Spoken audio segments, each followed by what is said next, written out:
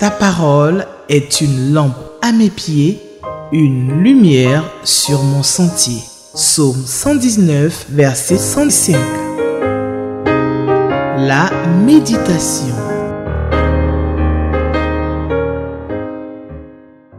Shalom, chers frères et sœurs, que Dieu vous bénisse. Merci d'être fidèles à cette émission, ce temps de méditation de la parole de notre Dieu, notre Créateur. C'est toujours une grande joie pour moi d'être là avec tous mes frères et sœurs, membres de cette équipe de la méditation sur cette chaîne Espérance TV qui nous donne la grâce, en tout cas cette occasion merveilleuse d'être connectés les uns avec les autres autour de la parole de notre Créateur.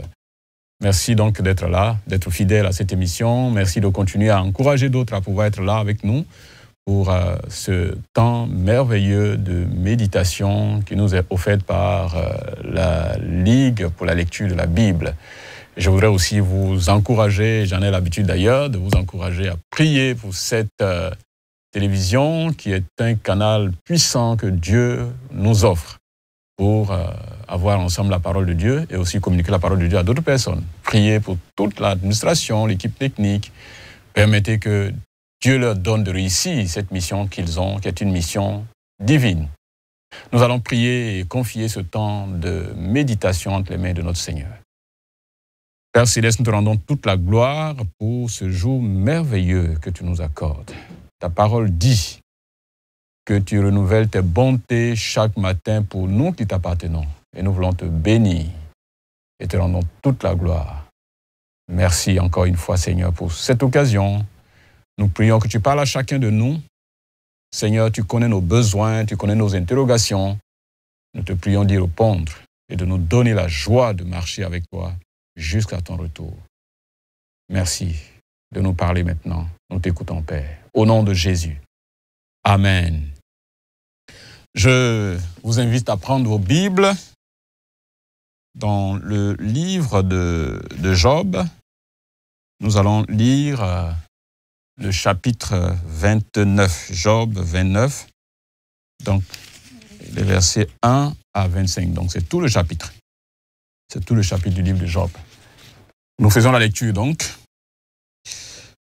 Job prit de nouveau la parole sous forme sentencieuse et dit « Oh, que ne puis-je être comme au mois du passé, comme au jour où Dieu me gardait, quand sa lampe brillait sur ma tête et que sa lumière me guidait dans les ténèbres. Que ne suis-je comme au jour de ma vigueur, où Dieu veillait en ami sur ma tente, quand le Tout-Puissant était encore avec moi et que mes enfants m'entouraient, quand mes pieds se baignaient dans la crème et que le rocher répandait près de moi des ruisseaux d'huile, si je sortais pour aller à la porte de la ville et si je me faisais préparer un siège dans la place, les jeunes gens se retiraient à mon approche. Les vieillards se levaient et se tenaient debout. Les princes arrêtaient leur discours et mettaient la main sur leur bouche. La voix des chefs se taisait et leur langue s'attachait à leur palais. L'oreille qui m'entendait me disait heureux. L'œil qui me voyait me rendait au témoignage, car je sauvais le pauvre qui implorait du secours et l'orphelin qui manquait d'appui. La bénédiction du malheureux venait sur moi. Je remplissais de joie le cœur de la veuve. Je me revêtais de la justice et je lui servais de vêtements. J'avais ma droiture pour manteau et pour turban. J'étais l'œil de l'aveugle et le pied du boiteux. J'étais le père des misérables. J'examinais la cause de l'inconnu.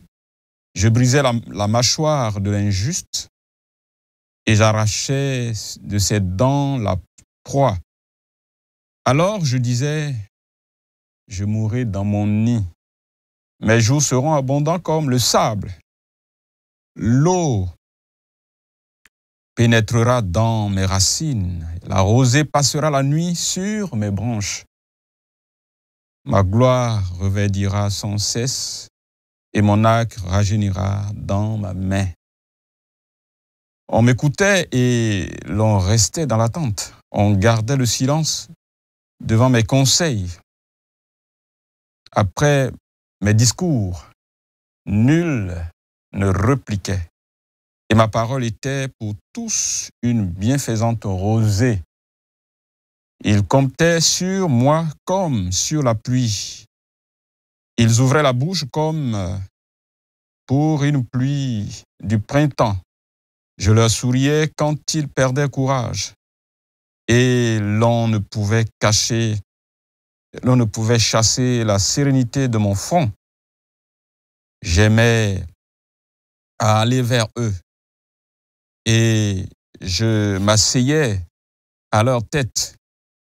J'étais comme un roi au milieu d'une troupe, comme un consolateur auprès des affligés. Amen. Jusqu'ici, notre lecture de ce texte beau, ce texte riche, ce texte qui nous permet de réfléchir à notre propre vie.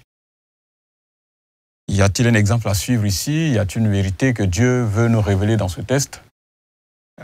Notre réflexion tournera donc autour de ces deux questions principales que nous présente le lecteur de la Bible.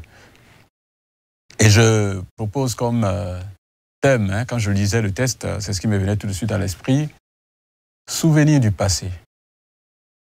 Les souvenirs du passé.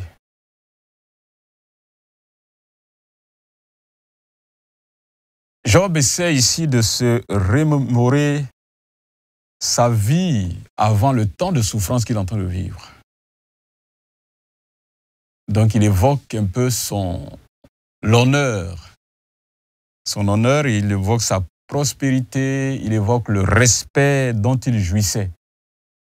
Ce souvenir de son passé. Donc il va prendre le temps de décrire sa richesse.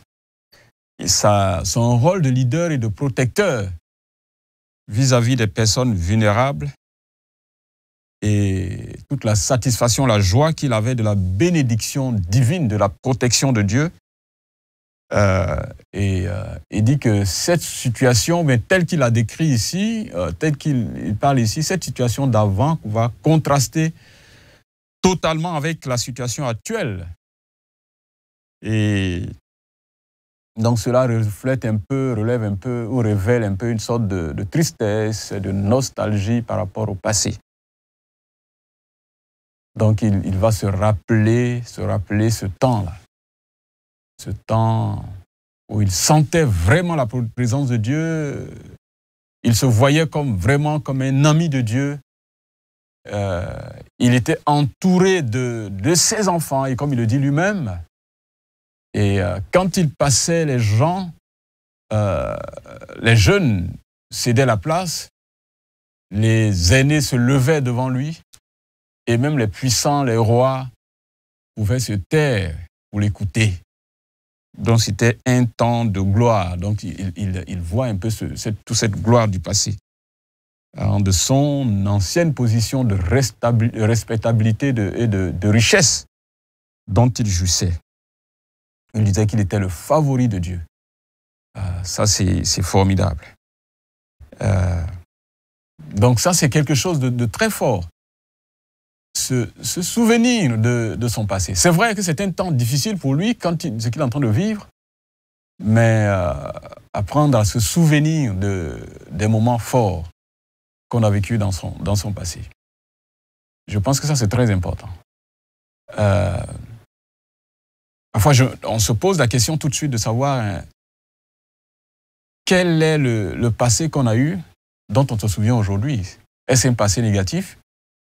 Je pense qu'il est bon que nous puissions vivre une vie qui honore le Seigneur, qu'une vie de travail où nous voyons le fruit de notre travail, où nous nous sentons entourés de personnes qui nous aiment, de nos enfants. Chacun de nous veut vivre ces moments-là. Et je pense que Job l'a préparé, Job l'a vécu par son obéissance au Seigneur, par la crainte de Dieu qu'il a vécu. Et donc, il pouvait bien se rappeler de ces moments-là, ces moments formidables. Quels sont les moments qui nous reviennent dans notre cerveau,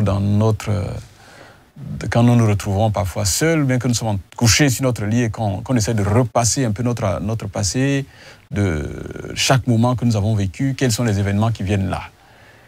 Est-ce que ce sont des désastres, des choses que nous avons fait qui n'étaient pas la gloire du Seigneur, où nous avons été un instrument de misère pour les autres, où nous avons fermé nos cœurs aux autres, et que nous vivons ce moment comme un temps de regret? Vous savez que ça peut se vivre à deux niveaux.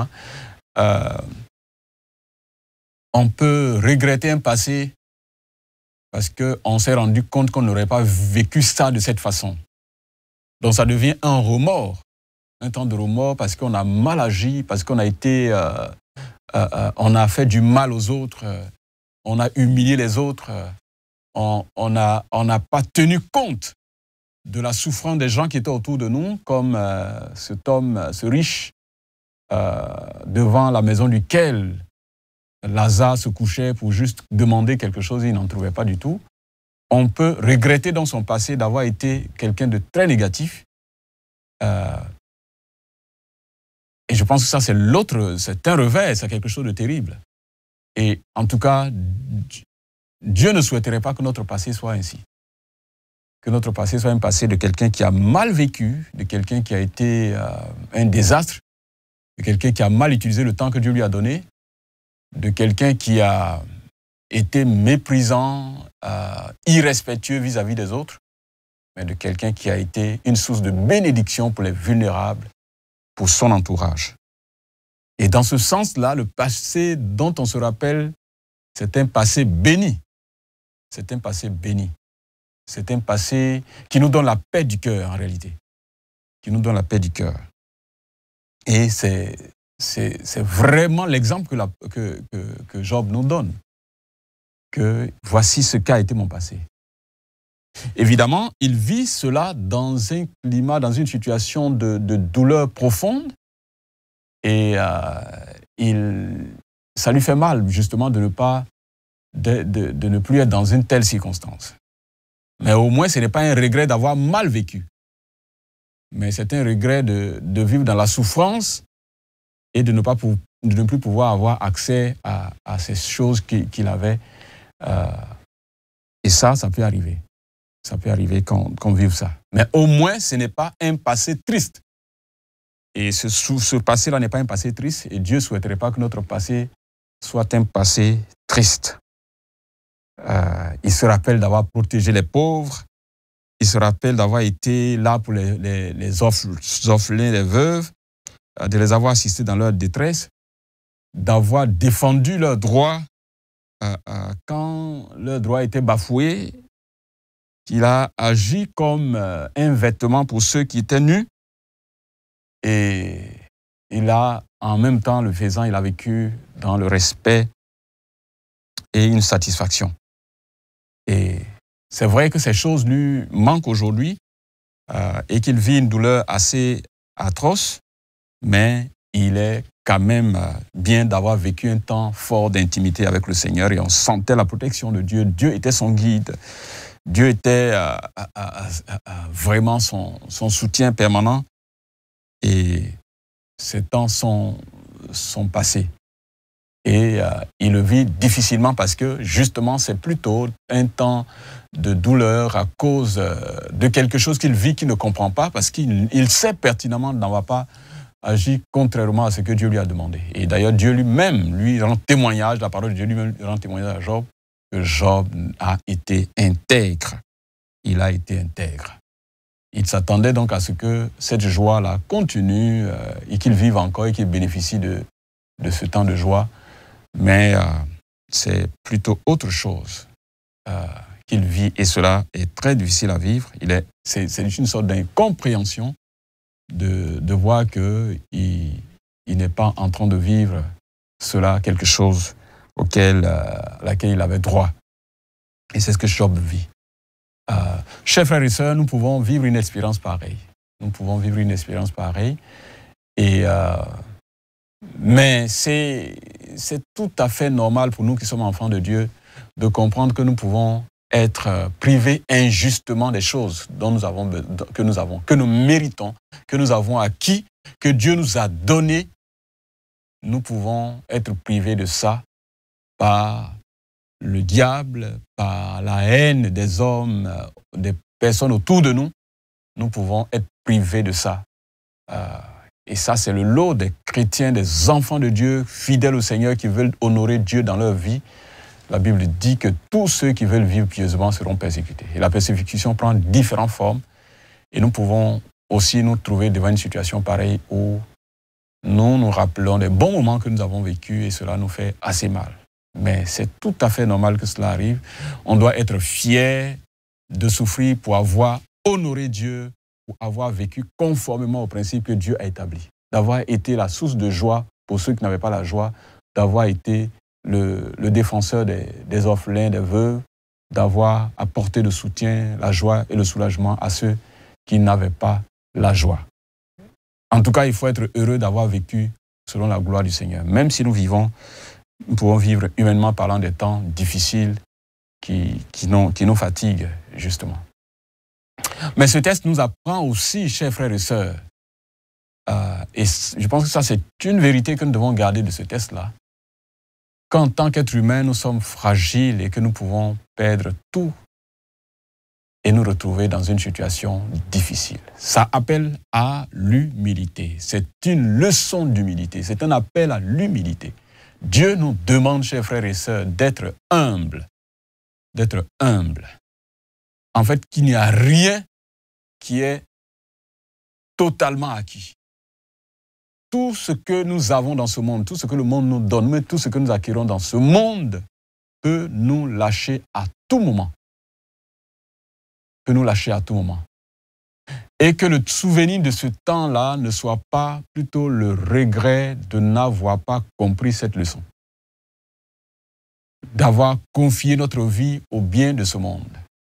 De les avoir préparés, de les avoir plutôt mis, d'avoir présenté ou alors de leur avoir donné la première place dans notre vie.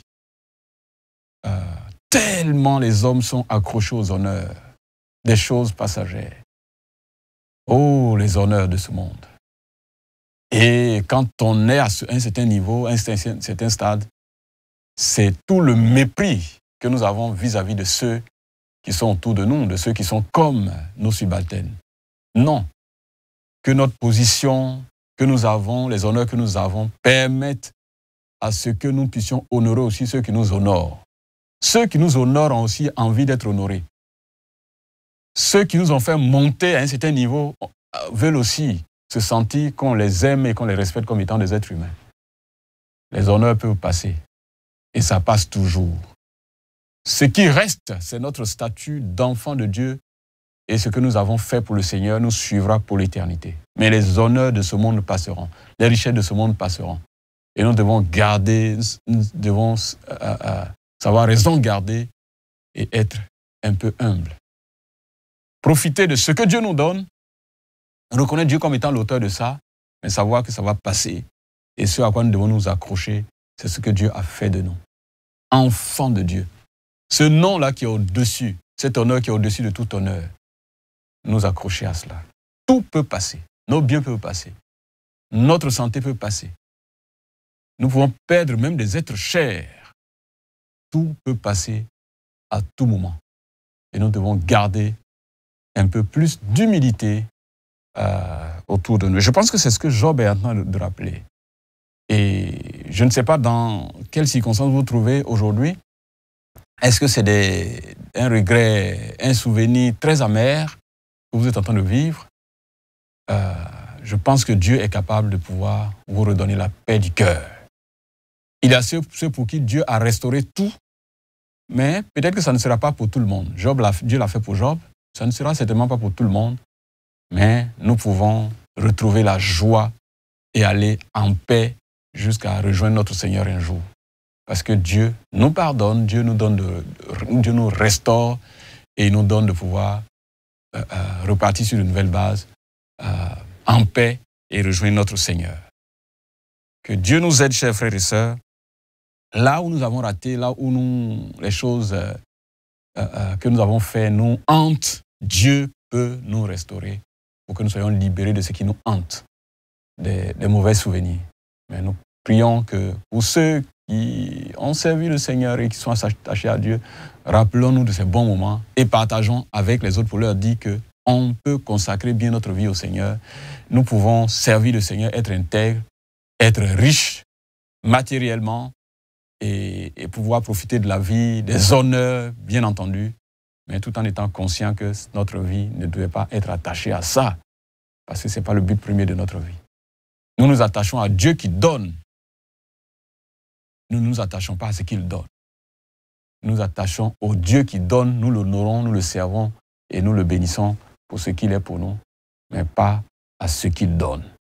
Que la grâce de Dieu nous aide et que le Seigneur purifie nos cœurs des souvenirs qui nos cerveaux, notre cœur, des souvenirs qui nous hantent et qui remplissent nos cœurs de bons souvenirs et qui nous encouragent à travailler de sorte que notre vie soit plutôt remplie de bons souvenirs à la gloire de son nom. Amen.